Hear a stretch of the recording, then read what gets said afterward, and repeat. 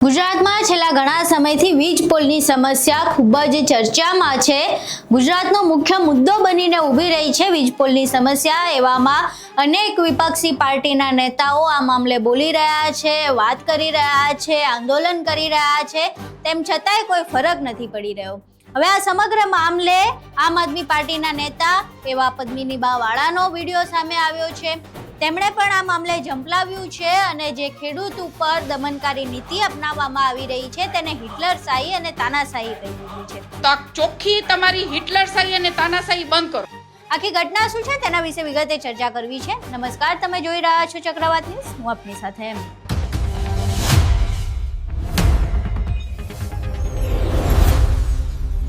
સુરેન્દ્રનગર હોય, મોરબી હોય કે પછી દ્વારકા હોય, આપણે છેલ્લા ઘણા સમયથી ખેડૂતો પર ગુજારવામાં આવતી દમનકારી નીતિ જોઈ રહ્યા છે। શા માટે આ થઈ રહ્યું છે? તો ખેડૂતની પોતાની જમીન તેની મંજૂરી વગર જબરદસ્તી ખાનગી વીજ કંપનીઓ પોતાના વીજ પોલ નાખી રહી છે। ખેડૂતો તેનો વિરોધ કરે છે અને ના પાડે છે તો પોલીસ દ્વારા જબરદસ્તી તેમને તેમના જ ખેતરમાંથી ઢસડીને બહાર કાઢી દેવામાં આવે છે। તોય ખેડૂત નથી માનતો તો એની ઉપર લાઠીઓ વરસાવવામાં આવે। દ્વારકામાં તો આપણે એવું દ્રશ્ય જોયું કે ખેડૂતનું ગળું દબાઈ દીધું।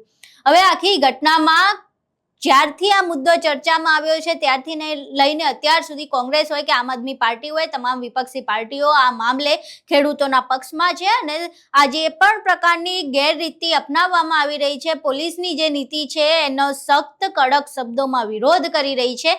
હવે આ સમગ્ર મામલે પદ્મિનીબા વાળાએ ઝંપલાયું છે। પદ્મિનીબા વાળા આ સમગ્ર મામલે કહી રહ્યા છે કે આ જે પણ વર્તન ખેડૂતો સાથે થઈ રહ્યું છે તે રીતસરની હિટલરશાહી અને તાનાશાહી છે। જો આ પ્રકારેનું વર્તન બંધ ન કરવામાં આવે તો પછી જનતા તમને જવાબ આપશે।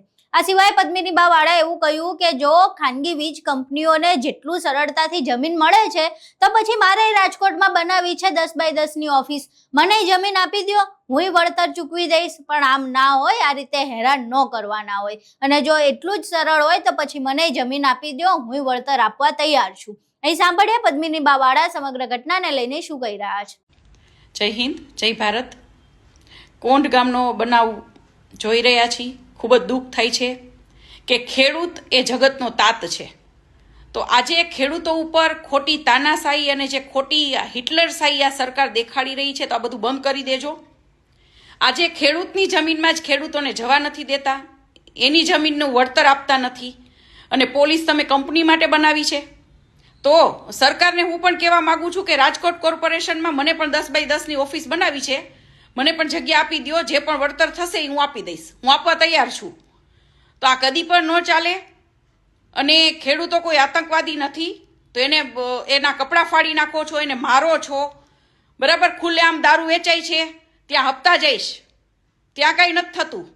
એટલે ધ્યાન રાખો અને જો આ પબ્લિક એક થઈ ગઈ તો પોલીસને પણ ભાગવું બહુ વહેમું પડી જશે।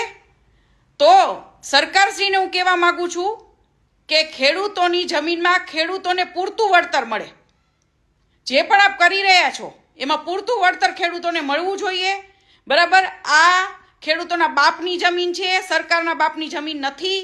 સરકાર છે એટલે એનો મતલબ એવો નથી કે પોતાના નિયમો ભૂલી જાય, નહીતર પબ્લિકને ખૂબ સારી રીતે આવડે છે સરકારને પણ એના નિયમો સમજાવે, બરાબર છે। હું ફરીવાર કહું છું કે તો પછી પબ્લિક પણ ઈચ્છે, બરાબર। હું ખુદ જ કહું છું કે મારે પણ રાજકોટ કોર્પોરેશનમાં ઓફિસ બનાવી છે, બરાબર। જે પૈસા હોય મને કહી દેજો, હું પણ આપી દઈશ।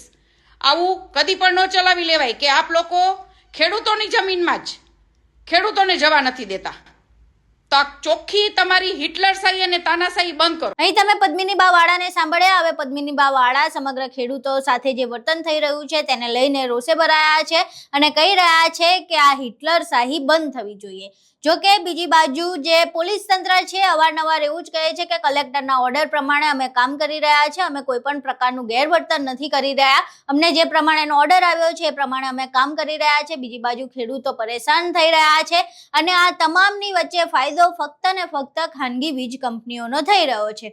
જોકે ખેડૂતોની પ્રતાડના તો સાંભળવામાં નથી આવી રહી। એક બાજુ કોંઢમાં આજે ઉપવાસનું આયોજન કરવામાં આવ્યું છે, 15 તારીખે કોંગ્રેસ દ્વારા ટ્રેક્ટર રેલીનું આયોજન કરવામાં આવ્યું છે। આ સિવાય તમામ જે વિપક્ષી પાર્ટીના નેતાઓ છે અવારનવાર આ મુદ્દે વિરોધ કરી રહ્યા છે. હવે જોવું રહ્યું કે આટલા બધા વિરોધ બાદ પણ ખેડૂતો જીતે છે કે પછી આ વીજ કંપનીઓ જબરદસ્તી વીજ પોલ નાખીને જ જંપે છે. તમારું આખી ઘટનાને લઈને શું માનવું છે? પદ્મિની બાવાળાની જે પ્રતિક્રિયા સામે આવી છે તેને લઈને તમારું શું માનવું છે? તમારા મંતવ્યો અમને કોમેન્ટ બોક્સમાં જરૂર જણાવજો. વિડીયો પસંદ આવ્યો હોય તો વિડીયોને લાઇક કરજો, શેર કરજો અને અમારી ચેનલને સબસ્ક્રાઇબ કરવાનું ભૂલશો નહીં. નમસ્કાર.